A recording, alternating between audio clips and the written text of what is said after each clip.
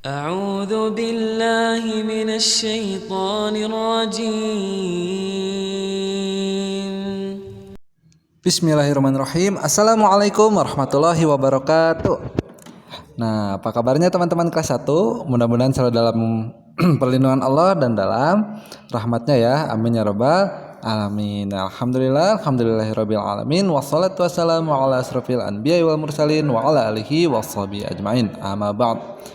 Nah, sebelum kita mulai pembelajarannya, tak lupa kita panjatkan rasa syukur kita kepada kehadirat Allah Subhanahu wa taala yang dengan rahmat dan karunia-Nya kita semua masih diberikan kesempatan untuk dapat menjalani hidup di hari ini. Nah, tak lupa kita panjatkan salawat serta salam kita kepada baginda Rasulullah Sallallahu Alaihi Wasallam, kepada keluarganya, kepada para sahabatnya, kepada ulama yang selalu mengikutinya, dan mudah-mudahan kita pun termasuk di dalamnya. Amin ya rabbal alamin. Nah, insya Allah nih di video kali ini kita akan belajar tentang adab makan dan minum. Nah, teman-teman mungkin sudah tahu ya. Tapi kita akan pelajari lagi agar teman-teman tidak lupa. Nah, makan dan minum adalah hal yang sangat dibutuhkan oleh kita setiap hari. Allah Subhanahu wa taala memerintahkan kepada kita agar selalu menjaga makanan dan minuman kita agar selalu yang sehat dan halal ya. Nah, lalu di sini ada firman Allah Subhanahu wa taala dalam surat Al-Baqarah surat kedua ayat 172 yang bunyinya A'udzu billahi minasyaitonir rajim. Ya ayyuhalladzina amanu qulu min thayyibati ma razaqnakum. Yang artinya, hai orang-orang yang beriman, makanlah di antara rizki yang baik-baik yang kami berikan kepadamu. Nah, jadi teman-teman harus makan yang halal ya, rizki yang baik. Jangan sampai memakan dari rizki yang haram, yaitu seperti dari hasil mencuri, hasil merampok, hasil judi ya. Maka itu tidak boleh dimakan. Nah, tapi insya Allah ya teman-teman, insya Allah ayah dan bundanya memberikan makanan dan minuman yang halal ya. Lalu di sini adab makan dan minumnya nih, tata cara ya dalam Islam. Yang pertama, mencuci tangan terlebih dahulu. Tuh, jangan langsung makan ya, karena kan tangan ini suka dipakai megang apapun. Maka teman-teman harus rajin mencuci tangan ya, apalagi sekarang seperti di zaman pandemi ini. Lalu yang kedua, duduk dengan baik, tidak boleh jalan-jalan ya, apalagi lari-lari ya. Lalu yang ketiga, membaca basmalah. Nah, itu jangan lupa ya, harus membaca basmalah, karena kalau tidak membaca basmalah maka nanti makannya akan ditemani oleh setan. Nauzubillah min dzalik. Lalu yang keempat, membaca doa sebelum makan, tadi sama ya basmalah.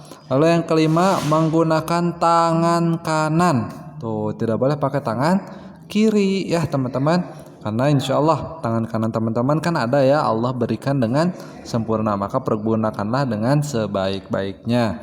Lalu yang keenam, boleh memakai sendok tapi tidak boleh berisik. Jadi si sendoknya tidak boleh dipukul-pukul ke piring, ke meja dan yang lainnya. Jangan sampai membuat gaduh ketika makan. Lalu yang ketujuh, mengambil makanan secukupnya. Nah, ini pun harus kita amalkan. Karena apa? Jangan sampai kita berlebihan dalam makan. Sekiranya kita kuatnya hanya makan segenggam tangan, ya sudah segitu saja. Jangan sampai ketakutan, udah nanti aku nggak kebagian. Tenang, apabila itu rezeki teman-teman, maka makanan itu nggak akan kemana ya, insya Allah akan ke teman-teman lagi. Lalu yang 8, makan dan minum dengan tenang dan tidak menumpahkan makanan dan minuman tersebut. Jadi tidak boleh menyengaja ya, makanan atau minuman misalnya dilempar, disiramkan ke teman dikarenakan sedang bercanda, itu naudzubillah min dzalik ya, tidak boleh. Dan juga tidak boleh menyisakan makanan. Makanya kenapa ngambilnya harus secukupnya agar makanannya bisa habis dengan baik. Lalu yang 9, berdoa sesudah makan. Nah, nanti doanya kita bacakan ya.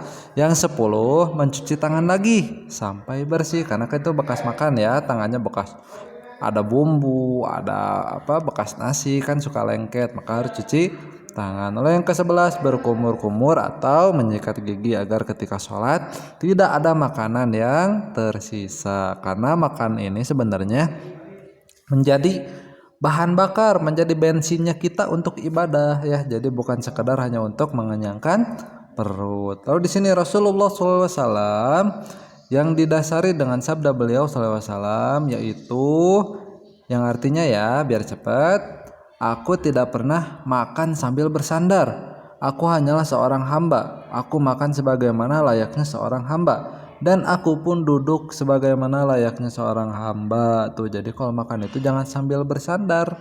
Ya, kalau Nabi makannya seperti apa? Duduk di bawah ya, di lantai. Lalu si kakinya satu diangkat. Agar apa? Agar si perutnya ada yang menahan. Lalu di sini ada lagi dari Abu Hurairah radhiyallahu anhu yang artinya Rasulullah SAW tidak pernah mencela makanan. Apabila beliau SAW berselera atau menyukai makanan yang telah dihidangkan, beliau akan memakannya. Tapi kalau tidak suka atau tidak berselera, maka Nabi SAW akan meninggalkan makanan tersebut. Tuh, jadi teman-teman juga gitu ya. Kalau misalnya suka sama makanannya tinggal makan, kalau nggak suka tinggal nggak diambil ya, jangan sampai diejek, ih ini mau makanannya mending nggak enak banget, ya itu jangan sampai seperti itu ya. Nah di sini hal yang tidak boleh ketika makan dan minum, yaitu satu, makan sambil berdiri, nih tidak boleh ya.